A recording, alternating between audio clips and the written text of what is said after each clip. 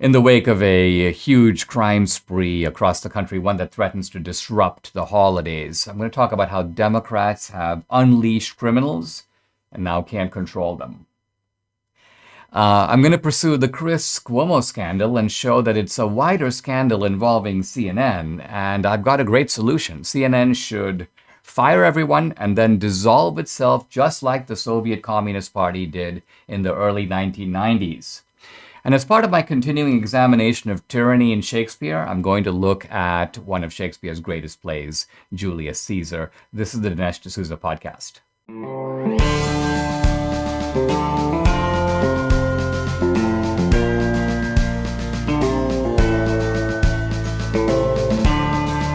America needs this voice. The times are crazy. In a time of confusion, division, and lies, we need a brave voice of reason, understanding, and truth. This is the Dinesh D'Souza podcast.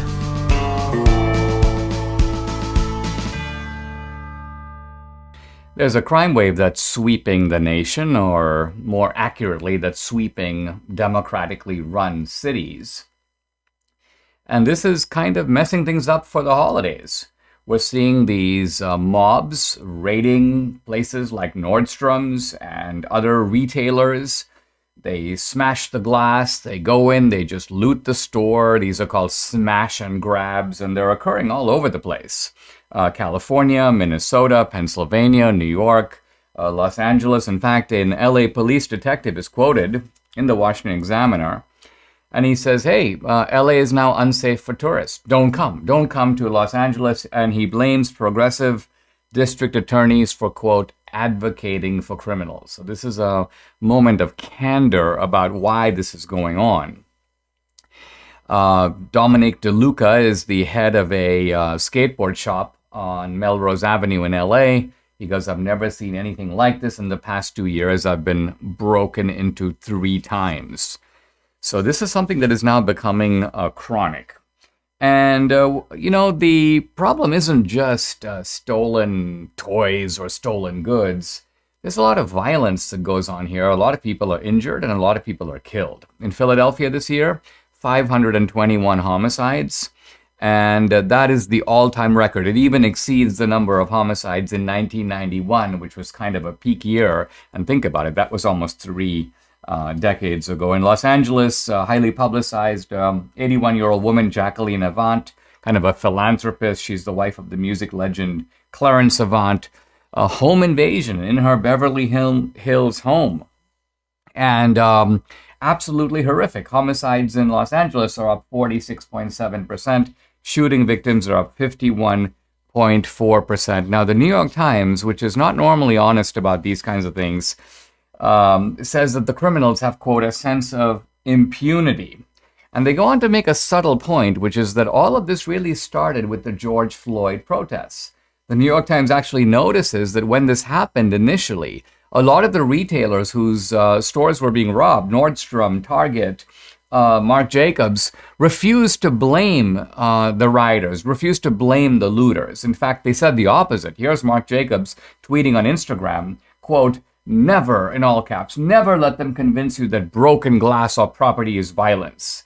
He goes, property can be replaced, human lives cannot. It's almost like he's inviting people to rob his store, saying it's really no big deal. And now, of course, these same retailers are trying to kind of put the genie back in the bottle. Oh, this crime is horrible. It's ruining our Christmas. It's making it difficult for us. We have to board up our stores. We've got to hire extra security. Well, yes, but you're the one who condoned it. You're the one who... So the point the New York Times is making is that these retailers who tried to sort of be politically correct, they wanted to be woke in the wake of George Floyd, they're now reaping a harvest of the emboldening of the criminal class, which now sort of can't be subdued.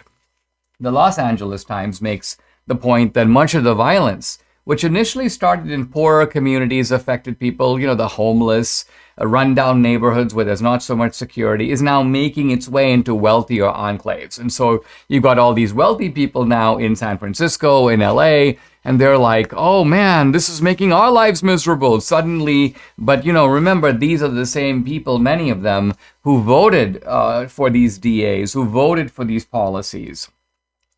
The Biden administration, by the way, is in complete denial. Jen Psaki keeps trying to blame the crime wave on the pandemic. And as if to say that because there's a pandemic, it's sort of excusable. Governor Newsom, quote, "The level of organized retail theft we're seeing is simply unacceptable." It's unacceptable. Doesn't say what he's going to do about it. Businesses and customers should feel safe during their holiday shopping. You know, this is the kind of vapid moralizing we've come to expect from these people. They take no action. They don't know what to do, or they're unwilling to do it. By the way, when Newsom was having this press conference, the progressive DA, the left-winger who's been actually letting all the criminals out on the street, was nowhere to be seen, probably, consorting with the criminals themselves. And AOC thinks the whole thing is a myth. She recently said, quote, "A lot of these allegations of organized retail theft are not actually panning out." I don't know if she means that there are attempted robberies that aren't being successful. But when she said this comment, you see all kinds of people, heads of retail associations and so on, basically saying this is absolute nonsense. Even Walgreens put out a statement saying, quote, "Organized retail crime is one of the top challenges facing the company." In other words, it's actually putting these companies now at risk. And as I say, this is a crime wave that's been occurring not just in one place, not just here or there, but really everywhere where you have Democrats in control. Holiday shopping, guys. If you're not on it, it's time to hit it. And I've got a great suggestion for you. MyPillow. Now, you know that MyPillow doesn't have their box stores or shopping channels anymore. They've been part of this cancel culture. So Mike Lindell's solution is simple. I'm going to take my savings and I'm going to pass it directly to you. You can get the lowest price in the history of MyPillow for the classic standard MyPillow, normally $69.98, but now $19.98 with promo code Dinesh. These wonderful pillows won't go flat. You can wash and dry them as often as you want. They maintain their shape. They're made in the USA. Queen size pillows, by the way, regularly $79.98, but now $24.98. King size, normally $89.98, but now $29.98. MyPillow, by the way, isn't just pillows. They've got over 150 products, all discounted, everything from sleepwear to my new beds. Go to mypillow.com or call 800-876-0227. Use promo code Dinesh to take advantage of Mike's special offers on the pillows and on the other products. That number again, 800-876-0227, or go to mypillow.com. Make sure to use promo code DINESH, Dinesh. Congresswoman Rashida Tlaib, one of the notorious members of the Socialist Squad, doesn't really want to pay her student loans. And here she is talking about the problem and in a very personal way. Listen. I worked full time Monday through Friday and took weekend classes to get my law degree, and still close to $200,000 in debt. And I still owe about $70,000. And most of it was interest. You know what? We're supposed to feel sorry for her. Now, I have two reactions. First of all, I think that this is, you need translation when you listen to these people. And I think the translation here is what Rashida Tlaib is saying, is that she's kind of a bovine idiot. What she's saying is that she's terrible at law. She apparently went to law school, but you know, when you go to law school, one of the first things you learn is contracts. You make a deal, you make an agreement. And she made an agreement to take out these loans, and now evidently she doesn't want to keep those contracts. She wants to be, well, to use law school terminology, in breach of contract. Or better still, she wants laws that somehow allow her to get out of the contract through some kind of loan forgiveness program. She's also obviously horrible at math, because here's a woman who apparently is shocked that when you take out loans starting in the undergraduate and continuing through 3 years of law school, that you have interest, and interest does pile up. And so she apparently was unable to do this simple math and measure her own future income, or likely future income, against the cost that was being incurred in going to school and going to law school. And so basically, I guess what her message is that happily for an irresponsible moron like herself, she's now landed in the perfect place, Congress. Now, what's the larger issue here? It's the issue of student debt. And it's true, there's about $1.5 trillion of student debt out there. And look, Who takes out this debt? Typically, it's not somebody who goes to a community college and gets an associate degree, or even gets a four-year degree. The cost of community colleges is quite low, and so normally you can actually work your way through it, and you end up with little or no debt. And the people who accumulate debt are by and large people who go to state schools and private schools, and they borrow away, and then they go on to graduate school and they borrow away some more. Now, even then, you don't have to end up in massive debt for the simple reason that, well, studies have shown that the typical guy who gets a bachelor's degree over their career is going to earn about $1 million more than somebody who doesn't. In fact, even someone who gets an associate degree over a career is going to earn $360,000 more on average than someone who has no degree. So in other words, the economics here does kind of work out. You can borrow money, you can pay it back, you can still come out ahead, but not if you get a useless degree that makes you unemployable. Not if you get, I've got a degree in women's studies and I owe $200,000. And what can I become? Well, a full-time Antifa activist, an organizer of the Women's March.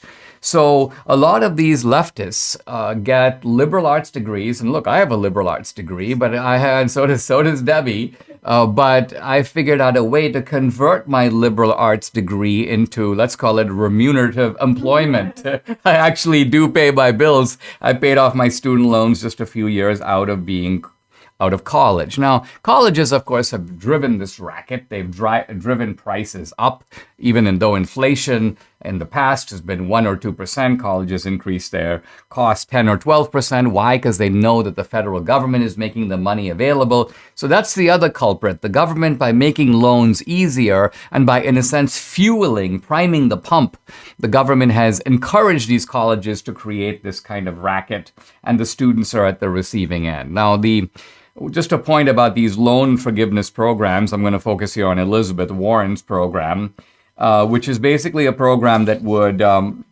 retire debt. She'd forgive up to $50,000 of debt for households that earn less than $250,000 a year.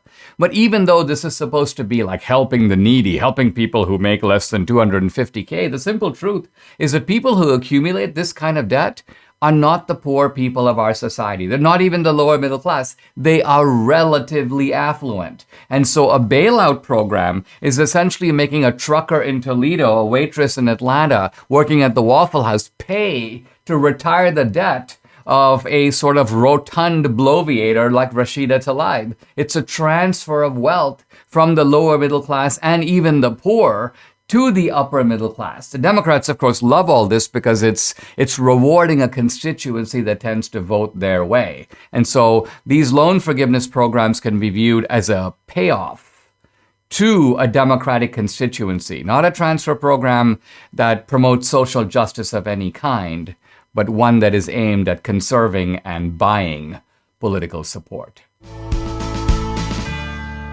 Aren't you sick of the news sometime? Every day it's the left trying to make another money grab, whether it's spying on your accounts or taxing your unrealized gains. There's no shortage to their creativity when it comes to taking your hard-earned money to fund their expensive, radical agenda.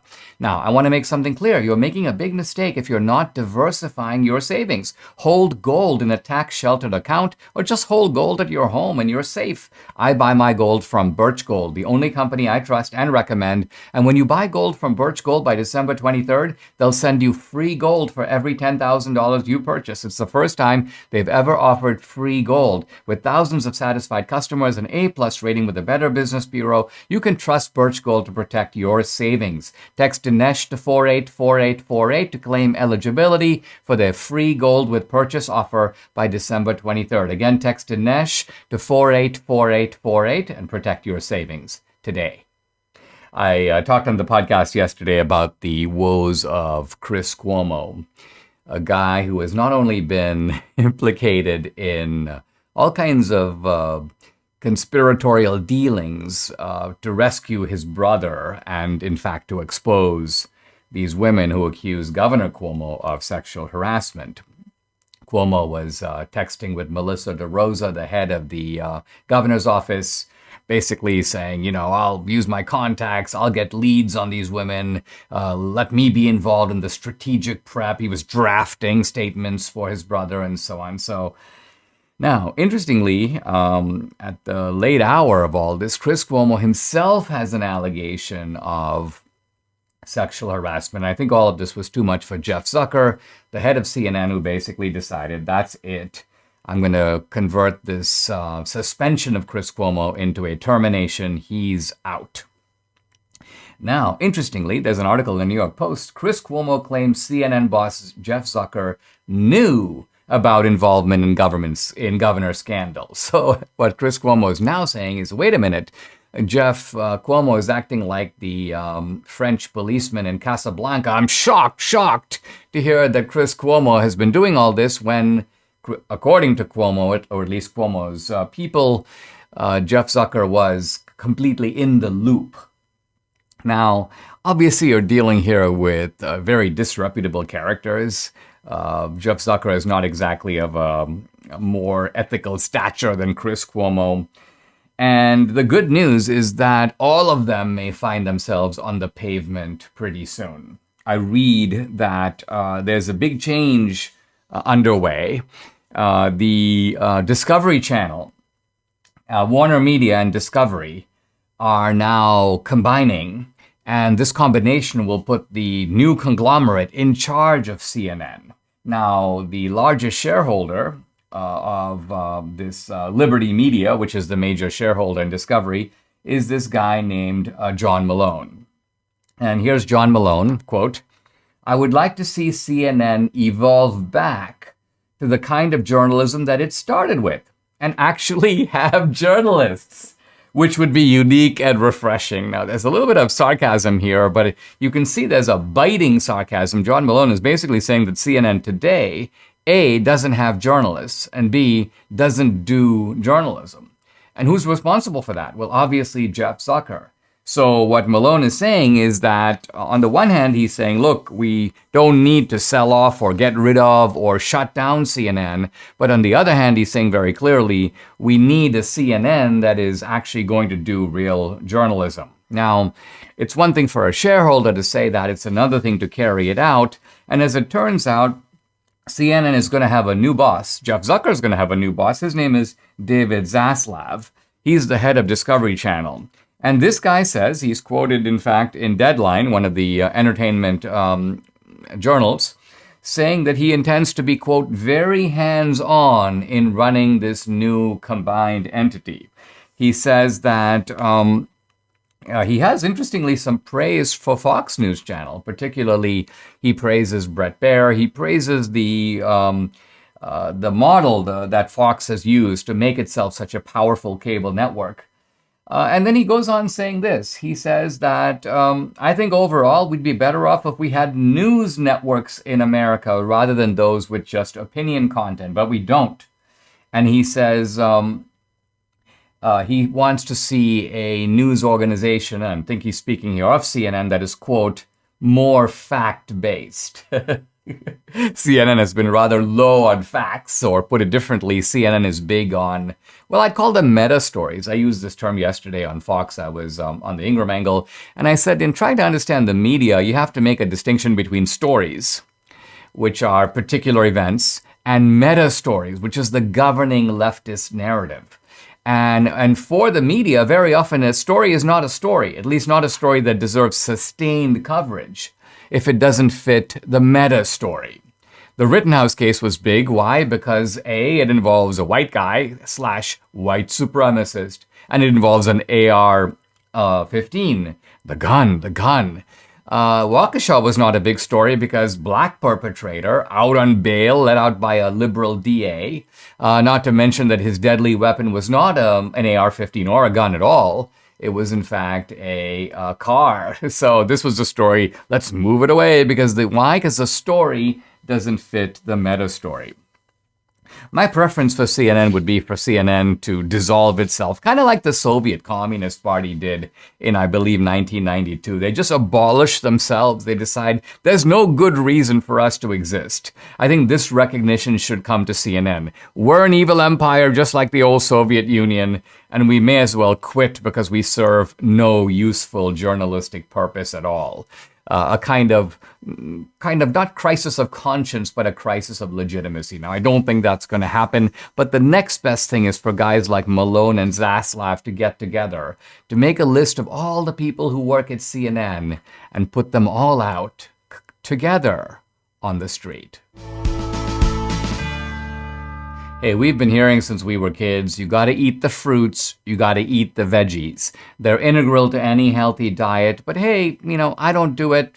Probably you don't do it, and very few Americans do it. Why? Because it's kind of difficult to prepare all that much produce daily, not to mention the fact that we may not be huge fans, particularly of the vegetables. But there's an answer to this problem. By taking balance of nature, you're giving your body all the nutrients it needs to increase the vitality of your cells. So get the nutrition that can only be found in whole natural fruits and vegetables. Debbie and I take 10 daily servings of the fruits and veggies, and here's how we do it.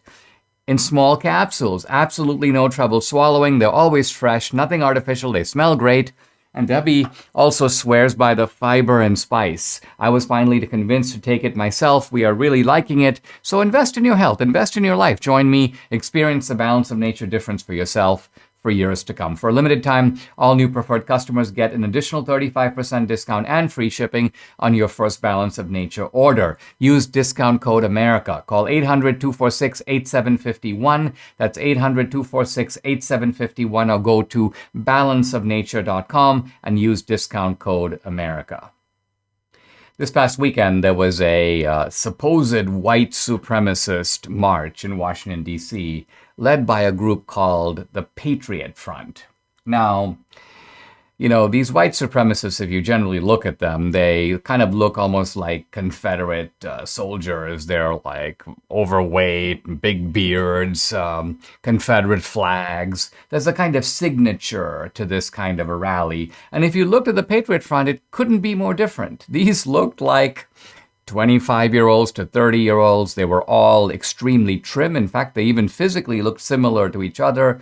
Short Marine-style haircuts, all their faces covered. They all were wearing identical outfits. I mean, identical khakis, almost like they bought those like from Dillard's in a kind of bulk sale. The gait, the uniformity of the marching, all looked extremely suspicious. And so I raised the question, and as others did, that this is really not a genuine white supremacist event. This seems to be not necessarily an event of just like FBI personnel, but this looks to be something that was instigated by the FBI. Now, the basis for this is that if you look at the Southern Poverty Law Center website on the Patriot Front, it's very clear that this is a group. It's led by some 23-year-old. This is a guy who was a cartoonist for a student newspaper. Of course, the Southern Poverty Law Center tries to inflate the guy's importance. Because why? Because they're raising millions of dollars off this 23-year-old. Oh, the specter of white supremacy.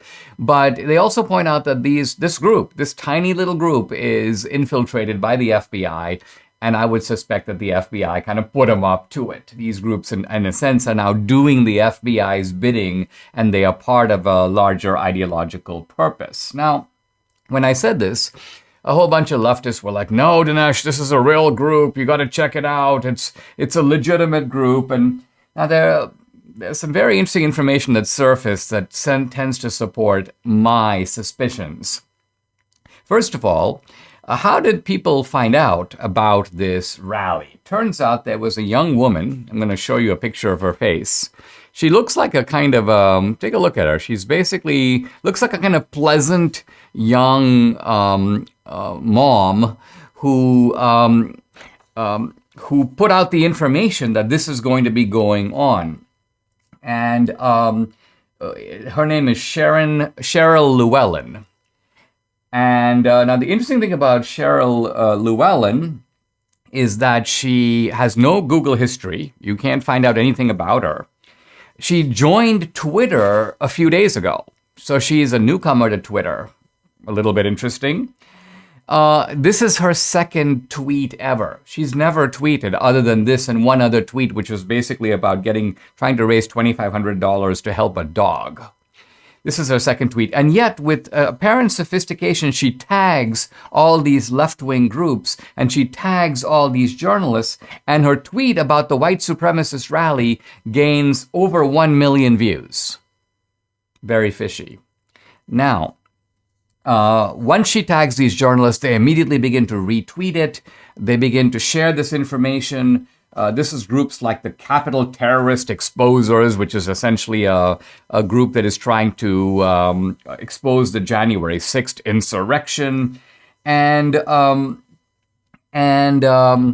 then another guy checks into this woman, Cheryl Llewellyn, and says she does not really exist. Her face, the image I just showed you, is not a real person. In fact, he shows that this image was generated by artificial intelligence. By combining the features of different people, it's created a fake person, Cheryl Llewellyn, and this fake person is announcing this event. Now, interestingly, when she announces this event, another guy named Christopher Goldsmith is now sharing information, actually calling upon Antifa to show up for the event. And he says something really interesting. If you're in the DC area, he says, and you see U-Haul or other similar trucks, take out your camera and start filming them. Now, this is very interesting because it is before the event. And as it turns out, the so-called white supremacists show up in, guess what? A U-Haul truck. They all jump out of the U-Haul at the end of the event. They all jump back into the U-Haul and take off.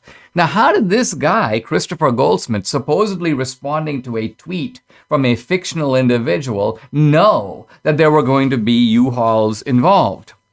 Now, very interestingly, this fellow, Goldsmith, who has an interesting history in left-wing activism, he then tweets out, he goes, "I was duped by a fake account." He says, when I started this Patriot Front thread, it's a real video, it's a real event, but the person tweeting it doesn't exist. It's an AI-generated image. So what he's saying now is, yeah, this was a real march, this was a real rally, but he found out about it from a fictional individual who duped him.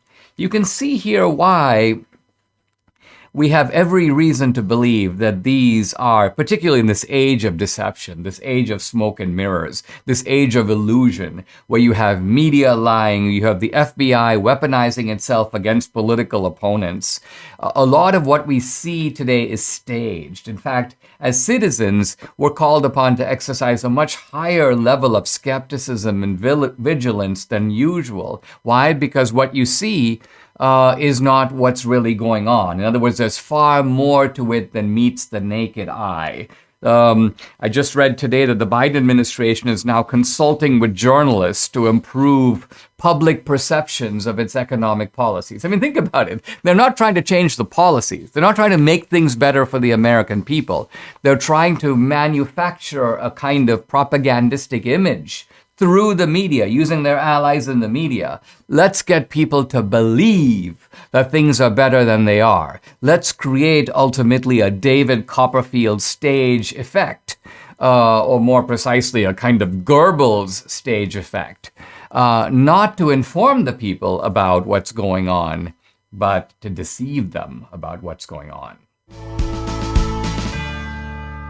Aches and pains, well, who likes them? But they come to us all eventually. Either it's from the normal wear and tear of time or it's from injury. But now there's a 100% drug-free solution. It's called Relief Factor. Relief Factor supports your body's fight against inflammation. And inflammation is the source of aches and pains. The vast majority of people who try Relief Factor order more. Why? Because it works for them. Debbie's been suffering with frozen shoulder for a couple of years now. She said, hey, let me give it a try. She found out it works amazingly well. Her pain was simply gone. And Debbie knows, by the way, if she doesn't take it regularly, the pain's going to come right back. So she's made a vow never to be without Relief Factor again. Hey, being able to lift her arm and exercise, this is super important to her. Relief Factor is the tool that she needs. She's glad she's got it.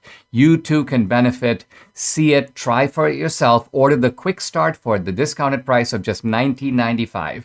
Go to relieffactor.com or call 833-690-7246 to find out more about this offer. That number again, 833-690-7246, or go to relieffactor.com.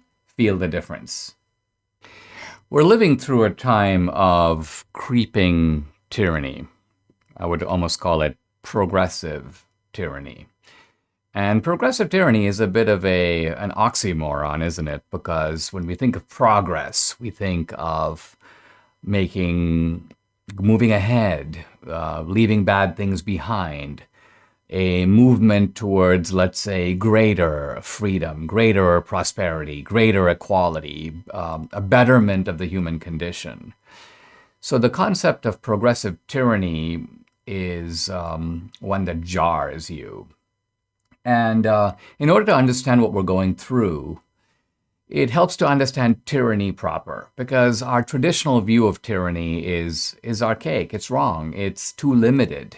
It doesn't capture the complexities of tyranny. And if we don't capture those, we don't really know what we're experiencing now. For the American founders, there were two types of tyranny. There was the tyranny of the one, the monarch, and there was the tyranny of the many, the tyranny of the people themselves. But I would say that today what we're seeing is something more complex than just the tyranny of the one or the tyranny of the many. The people aren't tyrannizing over America. So who is? And what are the mechanisms of tyranny at work?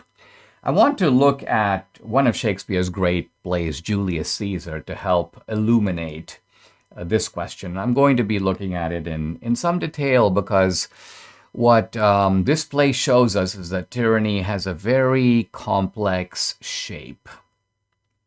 Now, let's start by talking a little bit about Shakespeare himself. Shakespeare wrote comedies, he wrote histories, he wrote tragedies, he wrote plays that are sometimes called romances.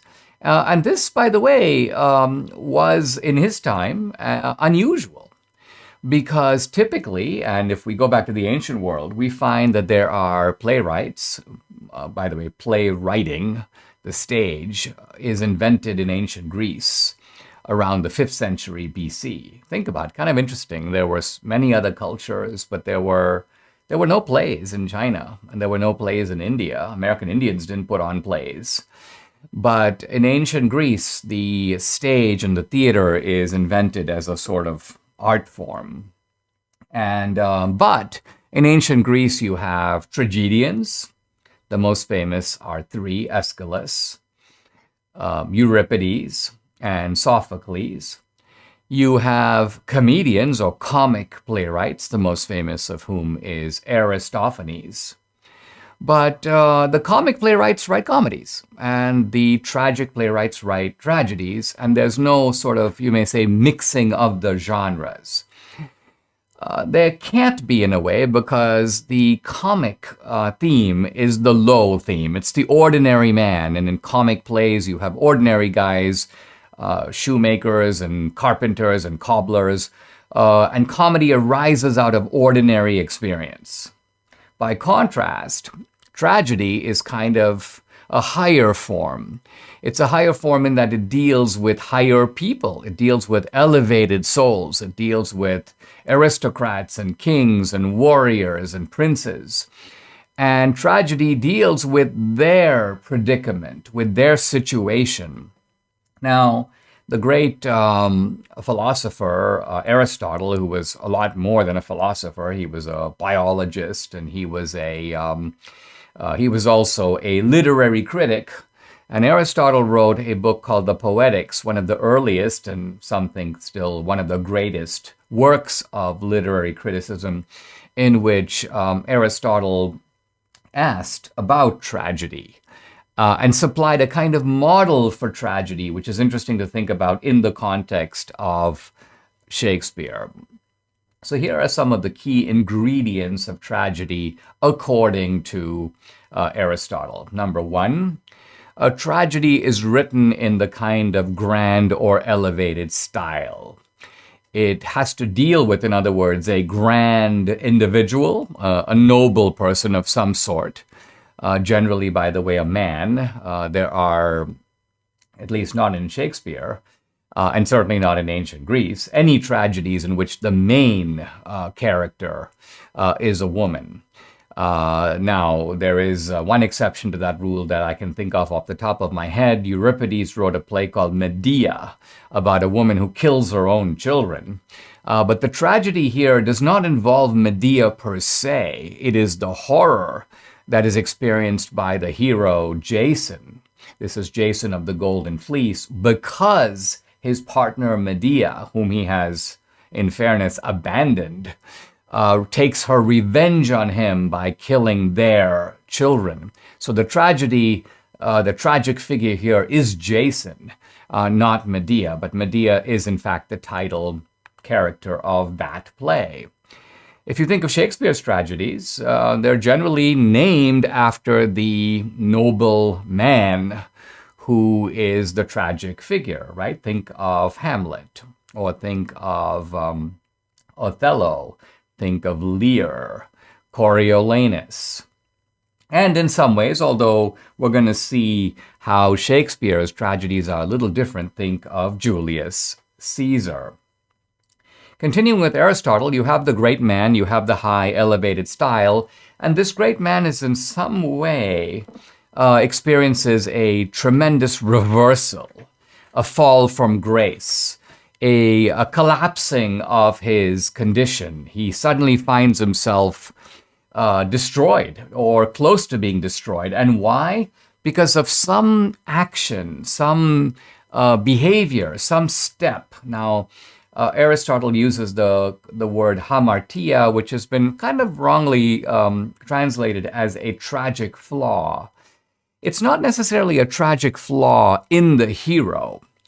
There may be a tragic flaw. There is in some cases. Arguably, it's Othello's jealousy is his tragic flaw. Arguably, with Hamlet, it's his kind of intellectual inaction, his indecisiveness that is his tragic flaw. With King Lear, it's his kind of foolish desire to want to be praised by his own children, to extract, if you will, from them promises of love. But the point here is that hamartia really just means a mistake. And the mistake could be a mistake that is caused not just by a bad decision, it is a bad decision, by the leading character, but there could be a whole set of circumstances in the society, in the values of the surrounding culture, that cause this disastrous choice to be made, this fork in the road, the wrong, taking the wrong road, so to speak. And then you have a catastrophe that follows.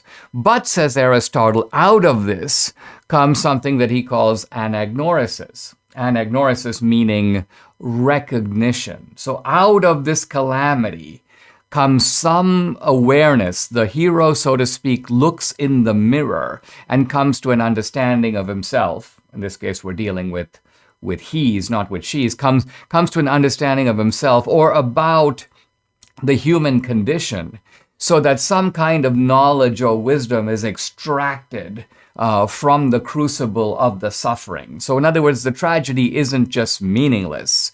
There is the prospect of meaninglessness. Think of Macbeth, for example, talking about life is meaningless, nothing.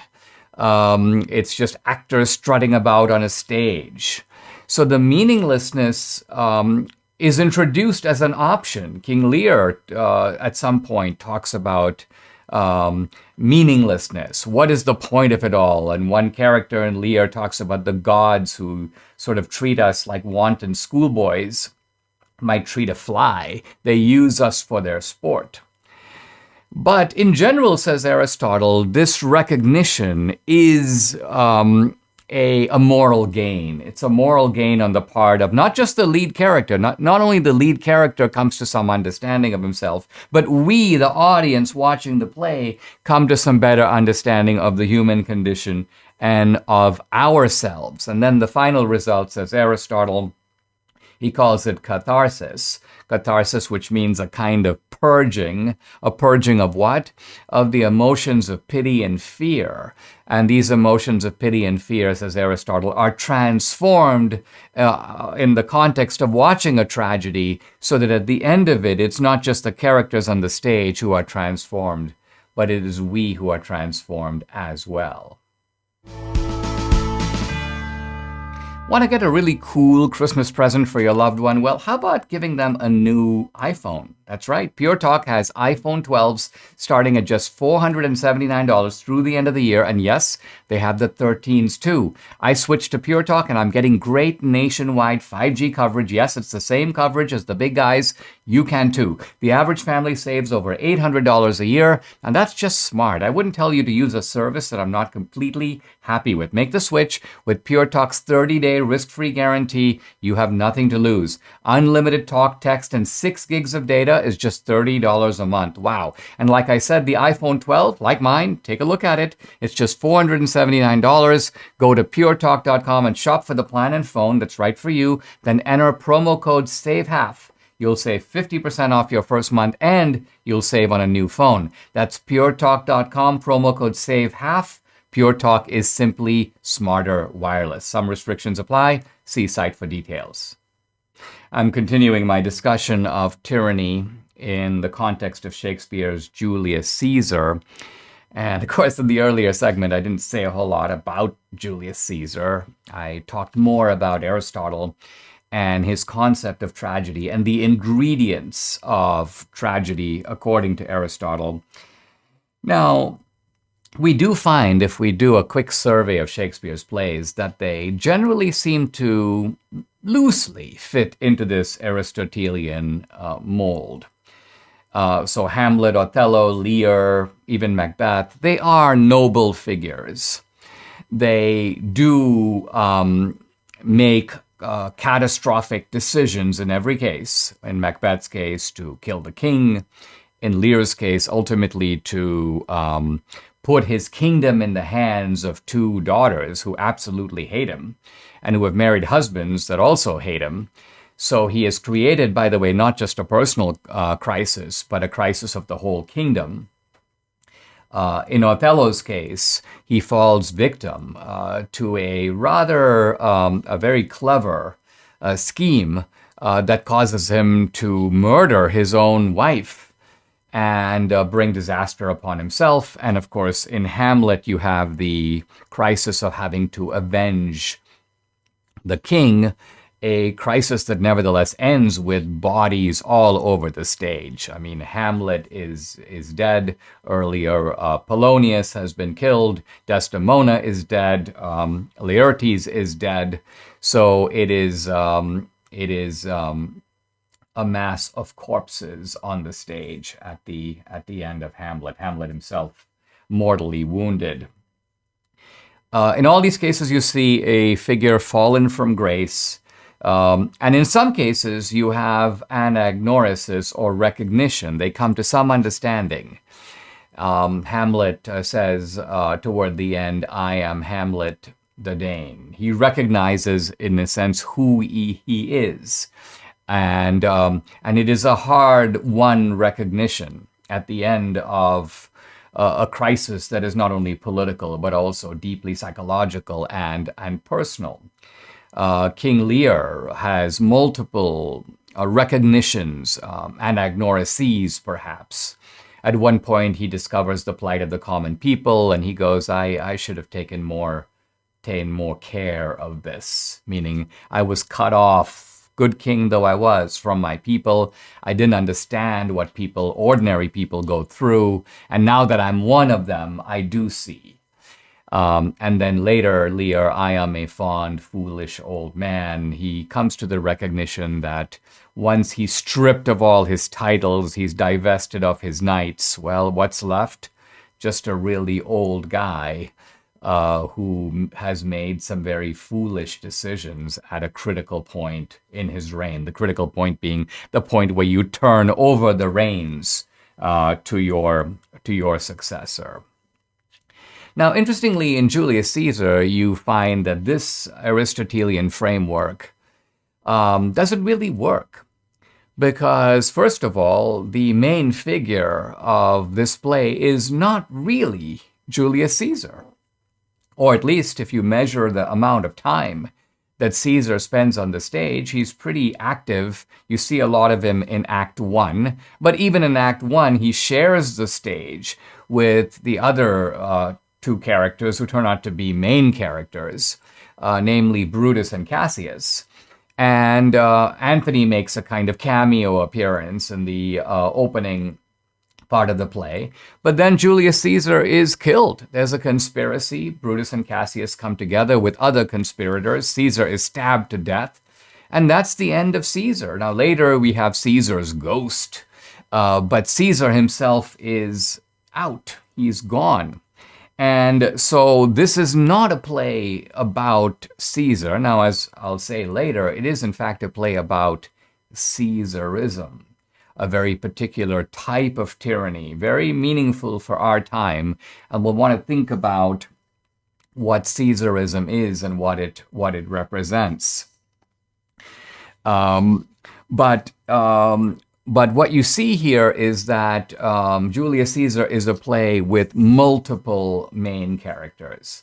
Brutus and Cassius are probably the two main characters of this play. In the second half of the play, or in the middle part of the play, Anthony comes to the forefront as their main antagonist. Now, Anthony gives his great speech over the body of Julius Caesar, so Caesar is present. And I'll argue that Caesar's spirit is there throughout the play. There's a line in Homer talking about Achilles, who's, by the way, absent from many books of the Iliad because he doesn't want to fight.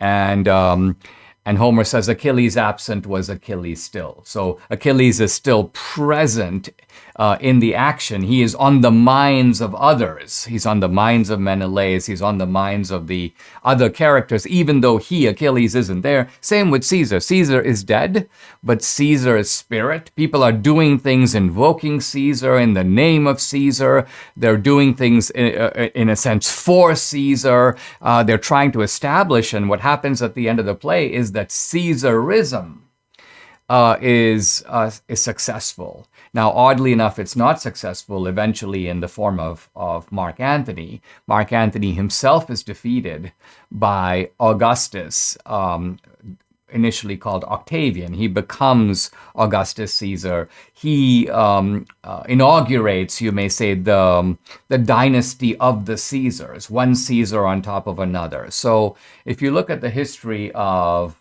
Rome, Rome was a republic. This play is set right at that kind of nodal point where the Republic of Rome is about to be destroyed and replaced by Caesars, one Caesar after another. And the Roman Empire stretches between the period of the Republic and then the period of the Caesars. And Caesar here is the potential tyrant. But I say potential tyrant because it's a little bit of a puzzle. We don't see Caesar doing anything all that tyrannical. Who's he tyrannizing over? And so the big questions we're going to want to think about in this play is, who is tyrannizing over whom? It seems at first glance the answer to that is obvious. Well, Caesar is tyrannizing over the people. No, Caesar is not tyrannizing over the people. In fact, Caesar is making the people into his allies in a political battle against the Senate. In other words, this is a case of the one, Caesar, allied with the many, the people, against the few, which is to say, the senators and the Roman legislature, if you will. There's a plot to overthrow Caesar and to defeat tyranny, to, in fact, prevent tyranny before it starts. Brutus is very clear about this. He talks about the fact that the snake hasn't really struck out at anybody, but he goes, but it's still a snake. And he goes, you got to kill it. And that's why Brutus, who's by and large a good man, let's remember Mark Antony at the end, this was the noblest Roman of them all. So Brutus enrolls in the plot because he sees tyranny coming and he wants to stop it, but he can't stop it, and he doesn't stop it, and the conspiracy fails. And this, of course, raises an interesting question. Why did the conspiracy fail? The conspirators were successful in overthrowing Caesar and getting rid of him, but nevertheless, they're defeated in the end. So what is their failure? What is their failure of strategy or of perception that enables not Caesar, but Caesarism to be triumphant in the end? Subscribe to the Dinesh D'Souza podcast on Apple, Google, and Spotify, or watch on Rumble, YouTube, and SalemNow.com.